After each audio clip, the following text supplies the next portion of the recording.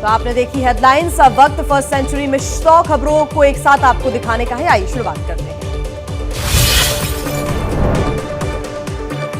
चीन में तबाही मचा रहे कोरोना ओमिक्रॉन के सब वेरिएंट के भारत में भी मिले केस। पिछले 6 महीने में भारत में BF7 वेरिएंट के 4 केस आ चुके हैं। इनमें 3 गुजरात में और 1 ओडिशा में।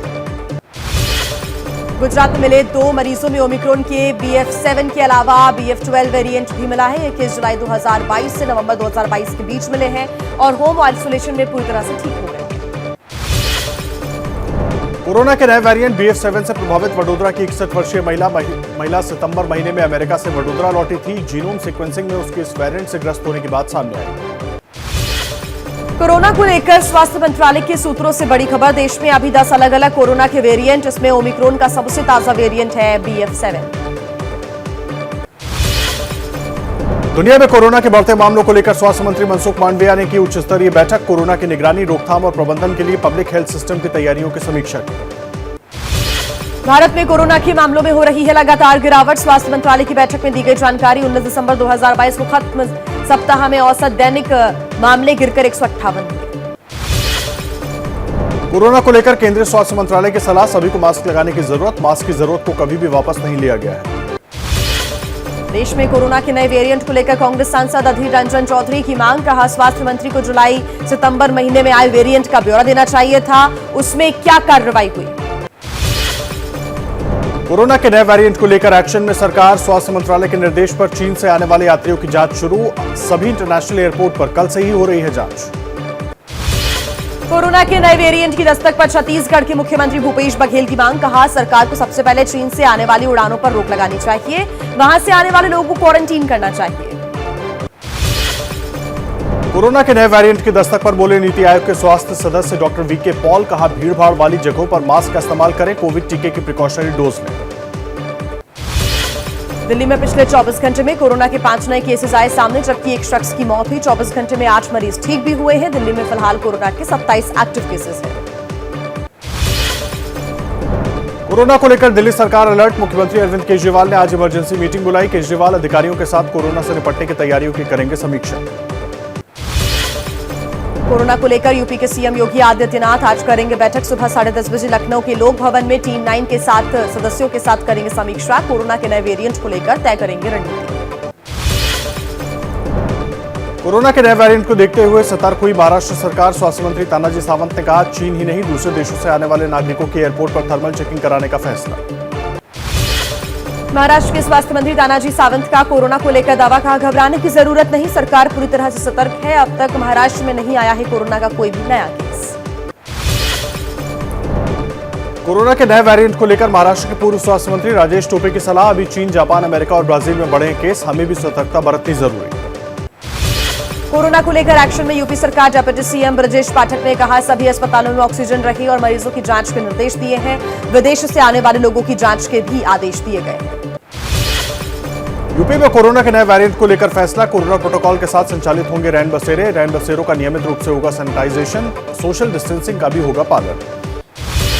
कोरोना के नए वेरिएंट को लेकर यूपी के अस्पतालों में तैयारी शुरू। झांसी मेडिकल कॉलेज में टास्क फोर्स बनाने के निर्देश। मेडिकल कॉलेज प्रशासन का दावा, पर्याप्त मात्रा में वेंटिलेटर और डॉक्टर मौजूद।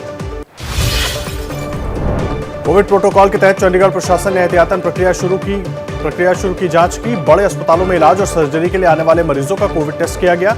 जरूरी कोरोना इलाज की दवाओं का स्टॉक रखने के निर्देश दिए गए।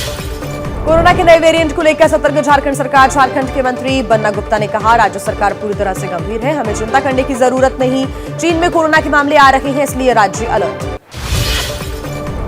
कोरोना को लेकर अलर्ट मोड में उत्तराखंड सरकार। मुख्यमंत्री पुष्कर सिंह धामी ने कहा, कोविड से निपटने के लिए हमने सभी निर्देश जारी कर दिए हैं। केंद्र के सभी दिशा निर्देशों का होगा पालन। कोरोना के नए वेरिएंट को लेकर बोले मेदांता गुरुग्राम के डॉक्टर रणदीप गुलेरिया। कहा, चीन के मुकाबले हमारी हालत काफी बेहतर है, हमारा टीका कार्यक्रम काफी सफल रहा। कोरोना को लेकर अकाली दल सांसद हरसिमरत कौर बादल की मांग। कहा, बाहर से आने वाले नागरिकों की स्क्रीनिंग और टेस्टिंग जरूरी, जरूरत पड़ने पर उनको क्वारंटीन भी किया जाए। केंद्रीय स्वास्थ्य मंत्री मनसुख मांडविया की राहुल गांधी को चिट्ठी में राहुल और राजस्थान के सीएम अशोक गहलोत को यात्रा के दौरान कोविड प्रोटोकॉल का सख्ती से पालन करने को कहा गया है। स्वास्थ्य मंत्री के पत्र पर कांग्रेस से उठाए सवाल। सांसद अधीर रंजन ने पूछा, इलेक्शन रैली के दौरान क्या पीएम ने कोविड प्रोटोकॉल का पालन किया। अधीर ने कहा कि लगता है मांडविया को राहुल की यात्रा पसंद नहीं आ रही। चिट्ठी पर मचे बवाल के बाद बोले स्वास्थ्य मंत्री मनसुख मांडविया। कहा, देश का स्वास्थ्य मंत्री होने के नाते देश में कोरोना महामारी फैलने से रोकना मेरा काम है। राजस्थान के सांसदों की शिकायत पर भेजी थी चिट्ठी। चीन में कोविड के बढ़ते मामलों पर बोले सीरम इंस्टीट्यूट के सीईओ अदार पूनावाला। कहा, चीन में बढ़ते मामले चिंता का विषय, लेकिन टीकाकरण की वजह से भारत को परेशान होने की जरूरत नहीं। चीन में आए कोरोना के नए वेरिएंट पर सीएसआईआर के पूर्व डीजी शेखर मांडे का बयान। पहले के वेरिएंट्स के मुकाबले बहुत तेजी से फैलता है नया वेरिएंट, मास्क का इस्तेमाल जरूरी है। कोरोना के नए वेरिएंट को लेकर डॉक्टरों की सलाह, क्रिसमस और नए साल के जश्न के दौरान भीड़भाड़ वाली जगहों पर जाने से बचने की जरूरत। जिन्होंने बूस्टर डोज नहीं लगवाए हैं वो तुरंत लगवाएं। कोरोना के बढ़ते खतरे पर बोले असम के सीएम हेमंत बिस्व शर्मा। कहा, देश में वैक्सीनेशन प्रोग्राम सफल रहा है, इसलिए घबराने की जरूरत नहीं। कहा, केंद्र सरकार रख रही है हालात पर नजर। कोरोना को लेकर बिहार के डिप्टी सीएम तेजस्वी यादव का बयान। कहा, अभी बिहार में कोरोना के केवल 3 सक्रिय मामले। कोरोना को लेकर बिहार सरकार हर दिन जारी कर रही है रिपोर्ट। सरकार के दावों के उलट मुंबई शहर में बीएमसी के अस्पतालों की हकीकत। 16 में से सिर्फ एक 7 हिल्स अस्पताल में किया गया है कोरोना से इलाज का इंतजाम। यहां 850 बेड और 378 आईसीयू बेड कोरोना के लिए रखे गए। संसद में गृह मंत्री अमित शाह का बड़ा बयान। कहा, ड्रग्स के खिलाफ सरकार की जीरो टॉलरेंस की नीति। केंद्र और राज्य को मिलकर लड़ने की जरूरत। एनसीबी हर जगह कर सकती है जांच। दिल्ली सरकार के कर्मचारियों को वेतन नहीं मिलने पर निर्मला सीतारमण का आम आदमी पार्टी पर निशाना। कहा, मुफ्त की चीजें बांटने और विज्ञापनों के लिए पैसे हैं, लेकिन कर्मचारियों को वेतन देने के लिए नहीं। आरजेडी सांसद मनोज झा ने राज्यसभा के चेयरमैन को लिखी चिट्ठी। कहा, पीयूष गोयल ने बिहार के लोगों का अपमान किया, उनको माफी मांगनी चाहिए। पीयूष गोयल ने कहा, अगर इनका बस चले तो देश को बिहार ही बना दें। केंद्रीय मंत्री पीयूष गोयल के बिहार को लेकर बयान देने पर डिप्टी सीएम तेजस्वी यादव का हमला। कहा, बीजेपी बिहार को अपमानित कर रही है। मेघालय विधानसभा चुनाव की तैयारियों में जुटी कांग्रेस। प्रदेश चुनाव समिति और प्रदेश अभियान का किया गया गठन। बीजेपी नेता अमित मालवीय ने एक वीडियो ट्वीट कर पूर्व केंद्रीय मंत्री भंवर जितेंद्र सिंह पर लगाए राहुल के जूते के लेसेस बांधने का आरोप। हालांकि वीडियो में साफ नहीं दिख रहा है।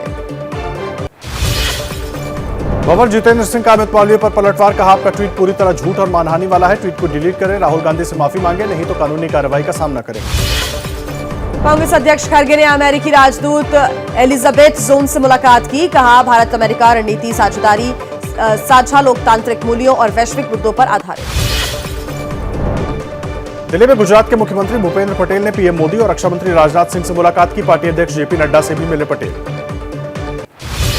अहमदाबाद में आरएसएस प्रमुख मोहन भागवत का प्रमुख स्वामी शताब्दी महोत्सव कार्यक्रम में संबोधन। कहा, प्रेम जिस जगह पर होगा उस जगह पर भेद नहीं होगा, देश को शांतिपूर्ण बनाना। राजस्थान के प्रतापगढ़ में बीजेपी की जन आक्रोश रैली में उमड़ा जनसैलाब। बीजेपी के प्रदेश अध्यक्ष सतीश पुनिया बोले, अराजक संगठन पीएफआई पर पीएम मोदी ने प्रतिबंध लगाया तो गहलोत क्यों नहीं लगाते। झारखंड के सीएम हेमंत सोरेन का बड़ा बयान। कहा, नियोजन नीति से दूसरे राज्यों के लोगों को बहुत तकलीफ। हमने नवंबर में स्थानीय नीति और नियोजन नीति का विधेयक पास किया।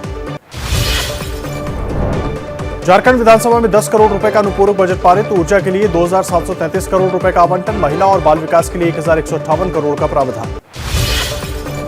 मध्य प्रदेश विधानसभा में सरकार के खिलाफ कांग्रेस के अविश्वास प्रस्ताव पर आज भी बहस रहेगी जारी। सीएम शिवराज सिंह चौहान सदन में 11 बजे देंगे जवाब। स्कूलों में वीर सावरकर की तस्वीर लगाने के मामले पर बोले कर्नाटक के शिक्षा मंत्री बीसी नागेश। कहा, अगर कोई स्कूल में स्वतंत्रता सेनानियों की तस्वीर लगाता है तो उसका विरोध नहीं करूंगा। तेलंगाना के बीजेपी अध्यक्ष बंदी संजय कुमार का सीएम के चंद्रशेखर के परिवार पर आरोप। कहा, उनकी बेटी, बेटा और भतीजा मुझे गाली देते हैं, उनके परिवार का अहंकार देखिए। कोलकाता में 30 दिसंबर को एक मंच पर होंगे पीएम मोदी और पश्चिम बंगाल की सीएम ममता बनर्जी। केंद्र सरकार के कार्यक्रम में शामिल होंगी ममता। एक केंद्रीय मंत्री ने फोन कर ममता को दिया न्योता। जम्मू कश्मीर में 70,000 करोड़ के निवेश के दावों पर गरमाई राजनीति। उपराज्यपाल के बयान पर कांग्रेस को ऐतराज। कहा, बीजेपी अब संसद में भी जुमले पेश कर रही है। दिल्ली में मेयर के चुनाव के लिए नामांकन 27 दिसंबर तक होंगे। 6 जनवरी को मेयर और डिप्टी मेयर का चुनाव। सीक्रेट बैलेट से होगी वोटिंग। चुनाव से पहले कभी भी वापस लिया जा सकेगा नाम। पंजाब के फिरोजपुर में कांग्रेस के जिला अध्यक्ष का पद संभालते ही पूर्व विधायक कुलबीर जीरा की अधिकारियों को धमकी। कहा, अगर कार्यकर्ताओं को परेशान किया तो घर से निकलना कर देंगे बंद। पंजाब के पूर्व सीएम चरणजीत सिंह चन्नी ने चमकौर साहिब की पैदल यात्रा की। चमकौर साहिब में शहीद साहिबजादों को नतमस्तक होकर दी श्रद्धांजलि। हर साल परिवार के साथ करते हैं पैदल यात्रा। असम से सीमा विवाद पर अरुणाचल प्रदेश के डिप्टी सीएम का बयान, कहा यह सीमा मुद्दा 70 साल से बना हुआ है, लेकिन इस बार राजनीतिक इच्छा शक्ति से जल्द ही सुलझ जाएगा। हम स्थानीय निकाय की रिपोर्ट पर आगे बढ़ेंगे। ग्लोबल इन्वेस्टर समिट के दौरान विदेश से लौटे मंत्री और अफसरों से सीएम योगी आज शाम 4:30 बजे करेंगे मीटिंग। विदेश दौरे संबंधी जानकारी करेंगे साझा। सीएम योगी ने ग्लोबल इन्वेस्टर समिट में बड़े भारतीय बिजनेस समूहों के साथ की बैठक। हीरो, एवन, पाहवा और वैप ग्रुप के 3000 करोड़ रुपए का करेंगे निवेश। मुख्यमंत्री ने दिया निवेशकों की हर जरूरत को ध्यान में रखने का भरोसा। दुनिया भर में कोविड महामारी की आशंका के चलते बाजार में गिरावट का दौर है जारी। बीते दिन सेंसेक्स और निफ्टी में करीब 1% की गिरावट दर्ज की गई। भारत ने शंघाई सहयोग संगठन के इंटरबैंक कंसोर्टियम की पहली बैठक की अध्यक्षता की। बैठक में कजाकिस्तान, किर्गिस्तान, रूस, तजाकिस्तान और उज्बेकिस्तान ने हिस्सा लिया। बीसीसीआई एपेक्स मीटिंग में हुई चर्चा। जर्सी स्पॉन्सरशिप डील खत्म करना चाहता है बाइजू। किट स्पॉन्सर एमपीएल भी निकलना चाहता है बाहर। बीसीसीआई एपेक्स मीटिंग में खिलाड़ियों को मिलने वाले सेंट्रल कॉन्ट्रैक्ट पर फैसला नहीं हुआ है। अब नए चयन पैनल के गठन के बाद ही आएगा फैसला। क्लीन स्वीप करने के लक्ष्य के साथ उतरेगा भारत। बांग्लादेश से दूसरा टेस्ट ढाका में सुबह 9 बजे से शुरू होगा। फिलहाल टेस्ट के 2 मैचों की सीरीज में भारत 1-0 से आगे है। ढाका में मैच से पहले प्रैक्टिस करते नजर आए खिलाड़ी। कप्तान की जिम्मेदारी केएल राहुल ही संभालेंगे। पिछले मैच में पुजारा और गिल ने खेली थी शतकीय पारियां। पाकिस्तान क्रिकेट में बड़ा उलटफेर। पीसीबी चीफ रमीज राजा को किया गया बर्खास्त। शहबाज शरीफ ने नजम सेठी को नया पीसीबी चेयरमैन बनाया है। करगिल, लेह और लद्दाख में पड़ रही है जमाने वाली ठंड। करगिल में -13 डिग्री सेल्सियस तापमान दर्ज किया गया है। कड़ाके की ठंड और कोहरे को देखते हुए यूपी में प्रशासन ने सरकारी बसेस के संचालन पर रोक लगा दी है। कोहरा होने पर रात 8 बजे से सुबह 8 बजे तक नहीं चलेंगी बसेस। दिल्ली के हवा का प्रदूषण गंभीर रूप से बढ़ा। डॉक्टरों के मुताबिक हवा में प्रदूषण 10 सिगरेट के बराबर। बच्चों और बुजुर्गों के लिए यह हवा ज्यादा खतरनाक है। दिल्ली की हवा में प्रदूषण के बढ़ने से सांस वाली परेशानियां बढ़ गई हैं। डॉक्टरों ने प्रदूषण और कोरोना को देखते हुए मास्क पहनने की सलाह दी है। जैसे ही घड़ी का काटा दोपहर 2:30 पे आए, बबीता जी का दिल सास बहू साजिश के लिए मचल जाए। और ये है इनकी बहू, पूरे दिन ऑफिस की टेंशन हो जाए गॉन जब ये करें अपना फेवरेट शो फ्री टाइम पे ऑन। इनकी तरह आप भी देखें अपना फेवरेट शो अपने टाइम पर और डाउनलोड कीजिए एबीपी लाइव ऐप अपने स्मार्ट टीवी पर।